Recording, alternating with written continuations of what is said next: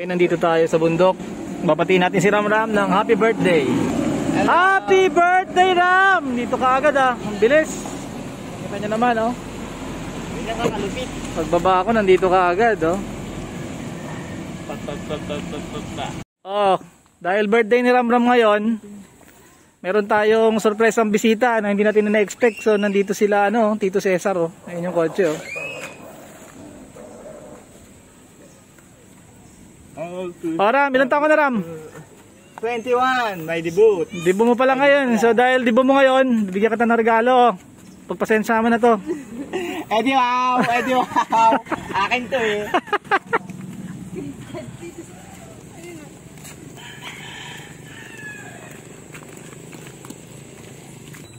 Yun oh, meron tayong bisita oh.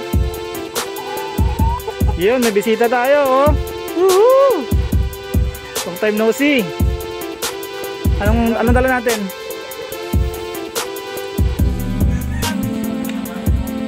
Hindi ko din alam yan. Grabe na lang tawag. Pangalan na tayo. Kaya 21 ka na daw eh. 21 ka na daw eh. Iyan na agad kayo. So tingnan natin yung dala nila dito. Mukhang masarap to. Wow! Masarap to ah. Luto dito Mario to? Yung lambot na yan. Sigurado, malambot yan. Kamukurap. Ito po si Madam Sheila, ating punong abala. Nasa YouTube to, i-upload natin sa YouTube. Makikita nyo yung ano.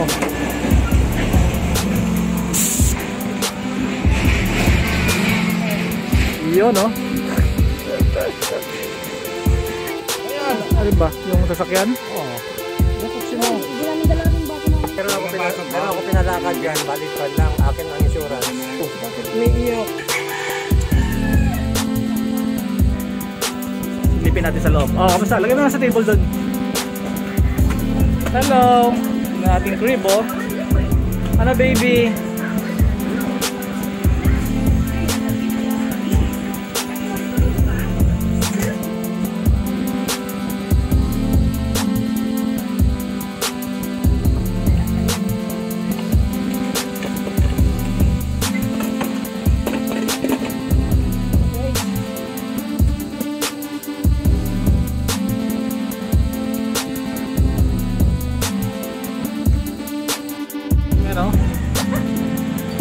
Kain, ubos oh.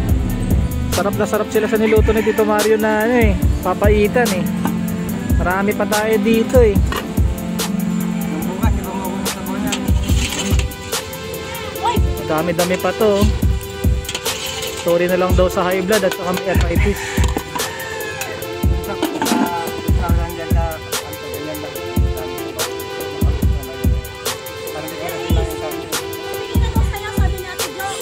Kailan? Hapon daw, nung pinadala daw, nasa plastic daw yun. Ay, yung nasa akin na ano? Comfortable daw. Ang paano natin sa kwan?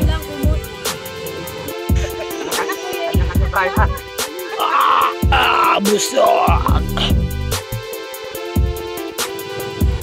Thank you so much sa lahat ng mga gumastos ng aking birthday. Nag-subscribe.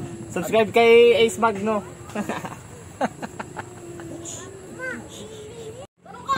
Today, thank you sa lahat ng mga pumunta sa nag-sponsor ng aking birthday, kay Uncle Cesar, kay Uncle Marino nagluto, at sa mga donations. Mga Red Horse.